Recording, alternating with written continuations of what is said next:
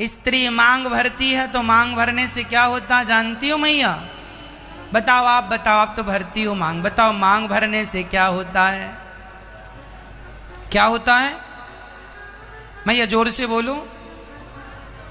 उम्र लंबी होती है। किसकी? आपकी? हाँ, पति की। पति की आयु लंबी। लेकिन आजकल की माताएं चाहती नहीं कि हमारे पति की आयु लंबी हो। क्यों? पहले की नारियां बड़ी मांग भरती थी, यहां से यहां तक बड़ी मांग, मतलब लंबी आयु। आजकल माताएं इतनी सी भर लेती, बहुत परेशान करता, ज्यादा जी के क्या करेगा। हाँ, छोटी सी मांग। हमारी माताएं अब छोटी सी मांग भरती, इतनी सी, बहुत परेशान करता। ठहर, मांग अभी बंद करती हूं भरना।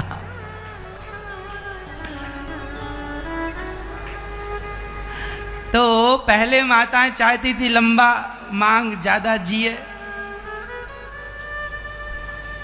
एक पत्नी ने कहा, महाराज, हमने कहा क्यों मैया लंबी मांग नहीं भरती हो? अरे महाराज, छोटी मांग भरते हैं, हिसाब की, ना बड़ी ना छोटी। क्यों? बोली जब हम मरे तो हमारे पति भी हमारे आसपास ही हमारे बाद जिंदा रहे तो दूसरी ले आएंगे। लंबी मांग हम भरे, मजे वो लूटे, इसलिए नहीं, उतनी भरो जितने में हम। ज्यादा हम मर गए और वो जीता रहा, फिर इसलिए हमारे आसपास ही निपटे। इसलिए हमें पता हमें कितना जीना है, हम अपनी रेखाएं देख के उस हिसाब की मांग भर लेते हैं। मैया कहीं आप लोगों का भी तो ऐसी गणित नहीं है फिर, इसलिए मांग जरा, हाँ मैया बड़ी मांग भरा करो, बड़ी, यहां से यहां तक। आजकल तो माताओं को मांग भरने में शर्म आती है। हमारी कुछ माताएं मांग भर के यहाँ के बालों को उठा के ऐसा कर लेती हैं, छिपा लेती हैं।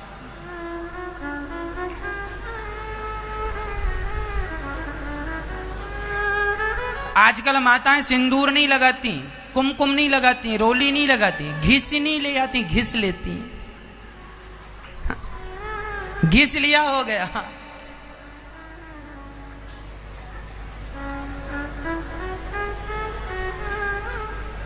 आप लोग नहीं चाहते कि आपका पति लंबी आयु पाए, फिर लंबी आयु के लिए लंबी मांग।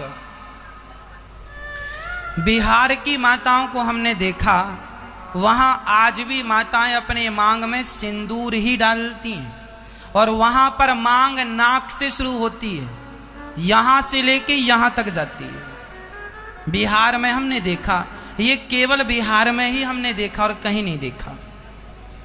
उनकी मांग यहां से शुरू होती है नाक से, और यहां तक जाती। सही है मैया? यहां तक जाती, सेंटर तक। इतनी लंबी आयु। और आपकी यहां शुरू होती है, यहीं खत्म।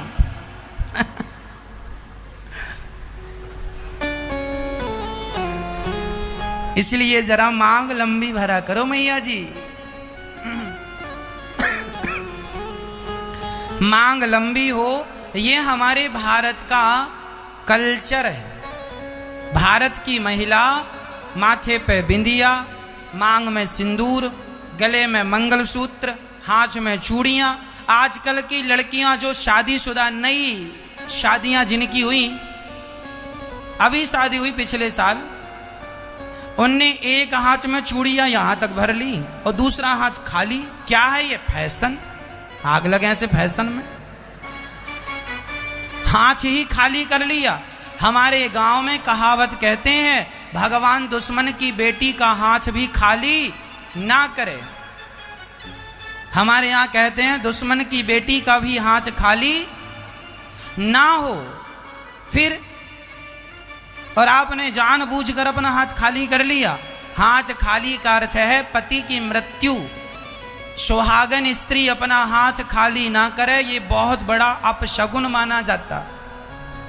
जब तुम चूड़ियां बदला करो तो भी चूड़ियां उतारते समय भी एक चूड़ी हाथ में रही आए।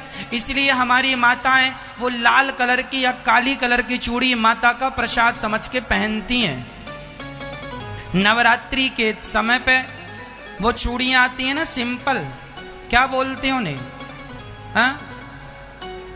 वो लाल और ब्लैक कलर की कुछ चूड़ियां होती हैं, वो माता जी को स्पर्श करा के वो प्रसाद रूप में सालों भर लोग रखते हैं। एक चूड़ी वो लाल या काली कलर की पीछे पड़ी रहती है। जब भी तुम्हें चूड़ियां बदलनी है तो सारी उतार दो, पर एक बची रहे। पर तुम्हारा फैशन तुम्हें नहीं जीने दे रहा है। तुम्हें लगता है कि वो रहेगी तो अलग दिखेगी, इतना दिखाना भी किसे है?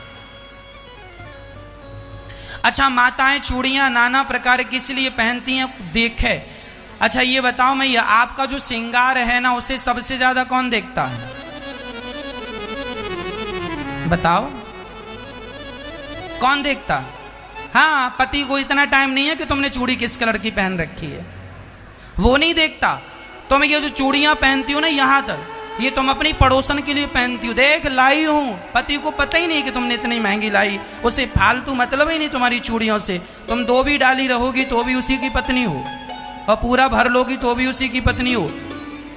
हाँ, इसलिए जो आप श्रृंगार करती हैं ना, वो श्रृंगार तो हो, पर हमारी जो सनातन धर्म की मर्यादाएं हैं उनका उल्लंघन ना हो।